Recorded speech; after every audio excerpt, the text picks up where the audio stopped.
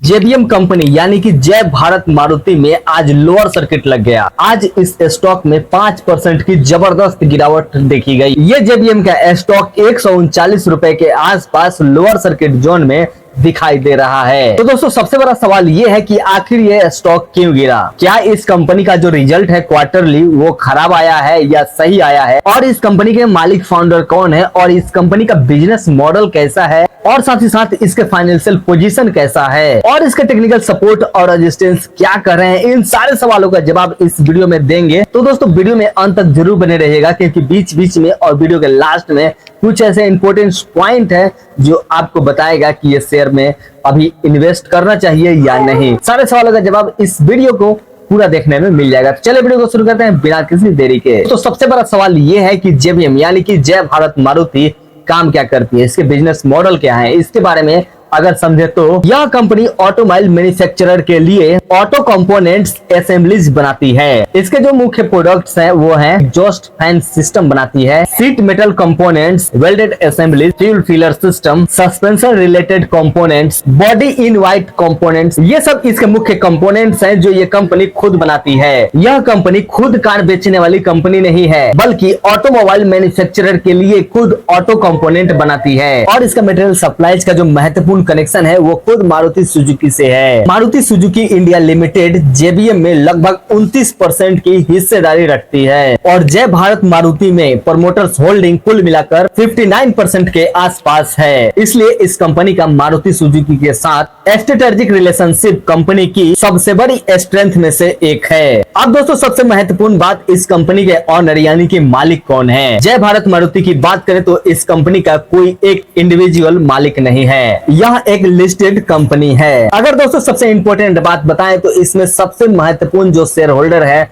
वो खुद मारुति सुजुकी है, जो कि ये कंपनी 29.28% की हिस्सेदारी रखती है। मार्च 2026 तक की बात करें तो प्रमोटर होल्डिंग 59% के आसपास रही है, वहीं एफआईआई होल्डिंग 1.3% रही है, और पब्लिक होल्डिंग 39% के आसपास रही है। तो दोस्तों यहाँ पर एक पॉजिटिव बात यह है कि प्रमोटर्स ने फाइनल ईयर्स 2026 में कोई नया अनाउंसमेंट नहीं की है। अब दोस्तों इस कंपनी के फाइनल ईयर 2027 के क्वार्टर 1 की बात करें तो इस रिजल्ट में कंपनी के टोटल इनकम के बारे में बात करें तो करीब 626 करोड़ के आसपास रही है, जबकि पिछले साल इसी क्वार्टर में करीब 556 करोड़ रुपए के आसपास रही थी। यानी कि इस कंपनी के रेवेन्यू में लगभग 12.5% की ग्रोथ देखने को मिल रही है, और यह एक पॉजिटिव बात मानी जा रही है। लेकिन सबसे बड़ी जो प्रॉब्लम है वो इसके प्रॉफिट में आई है। कंपनी का एबिटा लगभग 63 करोड़ रुपए के आसपास रहा। वहीं अगर पिछले साल की एबिटा के बारे में बात करें तो पिछले साल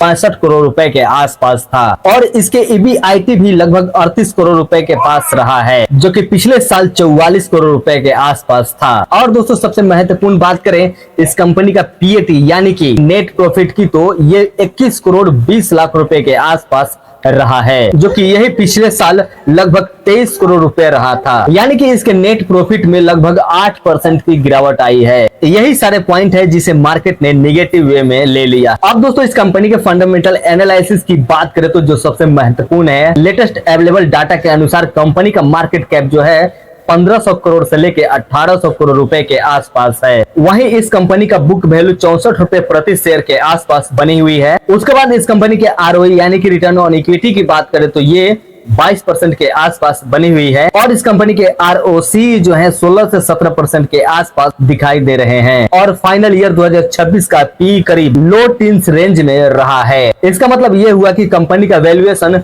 काफी ज्यादा है। उसके बाद सबसे महत्वपूर्ण बात इस कंपनी के सपोर्ट लेवल्स के बारे में बात करें तो इस कंपनी का जो पहला सपोर्ट है 39 से 40 रुपए के आसपास है। उसके बाद दूसरा सपोर्ट 30 से 32 रुपए के आसपास है, और अगर ये सपोर्ट जोन टूटता है तो 123 से 132 रुपए के आसपास देखा जा सकता है। अगर सेलिंग ज्यादा एग्रेसिव हुई तो 115 से 120 का जो लॉन्ग टर्म सपोर्ट है वो भी इस समय देखा जा सकता है। उसके बाद इस कंपनी का रेजिस्टेंस लेवल के बारे में बात करें तो 140 से 147 के पास पहला रेजिस्टेंस लेवल दिखाई दे रहा है। वहीं अगर 147 रुपए का रेजिस्टेंस जोन ब्रेक होता है तो ये शेयर 150 से 157 के पास जाकर रुक सकती है। वहीं अगर 157 रुपए का रेजिस्टेंस लेवल ब्रेक होता है तो इस शेयर में 170 रुपए के आसपास रेजिस्टेंस जोन देखा जा सकता है, जो बहुत ही महत्वपूर्ण जोन बना हुआ है। वहीं दोस्तों सबसे बड़ा सवाल ये है कि क्या ये कंपनी फ्यूचर में ग्रोथ कर पाएगी कि नहीं, उसके बारे में अगर प्रेडिक्शन दे तो अगर लॉन्ग टर्म में देखा जाए तो इस कंपनी के सामने बहुत अच्छी अपॉर्चुनिटी बनी हुई है। भारत में पैसेंजर व्हीकल और ऑटोमोटिव मैन्युफैक्चरिंग इकोसिस्टम का विस्तार तेजी से हो रहा है। मारुति सुजुकी जैसी बड़ी ओईएम के साथ रिलेशनशिप कंपनी के लिए बड़ा एडवांटेज बनी हुई है। इसके अलावा ईवी हाइब्रिड और एडवांस्ड व्हीकल प्लेटफॉर्म्स के कारण ऑटोमोटिव कंपोनेंट्स की डिमांड बदल रही है। कंपनी अगर नए प्रोडक्ट्स, ऑटोमेशन, कैपेसिटी एक्सपेंशन और नए कस्टमर के साथ डाइवर्सिफिकेशन कर पाती है तो फ्यूचर में इसके साथ मजबूत ग्रोथ देखा जा सकता है। 750 करोड़ की प्रपोजिट फंड राइजिंग भी अगर प्रोडक्टिव एक्सपेंशन में जाती है तो फ्यूचर कैपेसिटी और रेवेन्यू पोटेंशियल बढ़ सकती है। लेकिन इसके जो असली कंफर्मेशन है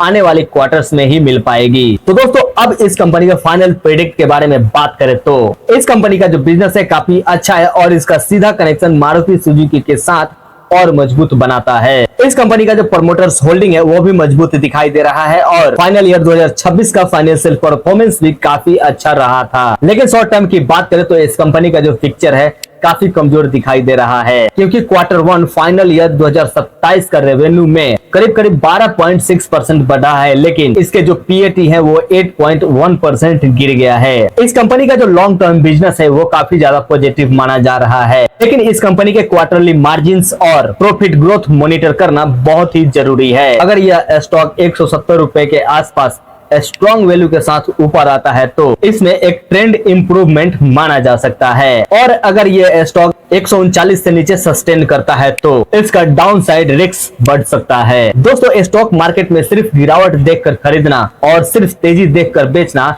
ये एक सही स्ट्रेटजी नहीं है। कंपनी के बिजनेस वैल्यूएशन, रिजल्ट्स और चार्ट को देखकर फैसला लेना चाहिए। यह वीडियो केवल एजुकेशनल और इंफॉर्मेशनल पर्पस के लिए था। यह कोई बाइंग या सेलिंग रिकमेंडेशन वीडियो नहीं है। किसी तरह का निवेश करने से पहले अपने फाइनेंशियल एडवाइजर से सलाह जरूर लें। और अगर ये जय भारत मारुति का एनालिसिस वीडियो पसंद आया हो तो वीडियो को लाइक और चैनल को सब्सक्राइब करना ना भूले और अपना मन पसंदीदा स्टॉक कमेंट बॉक्स में जरूर दें। अगर एनालिसिस चाहिए तो एनालिसिस लिख के कमेंट जरूर करें। मिलते हैं नेक्स्ट वीडियो में, तब तक के लिए जय हिंद, वंदे मातरम।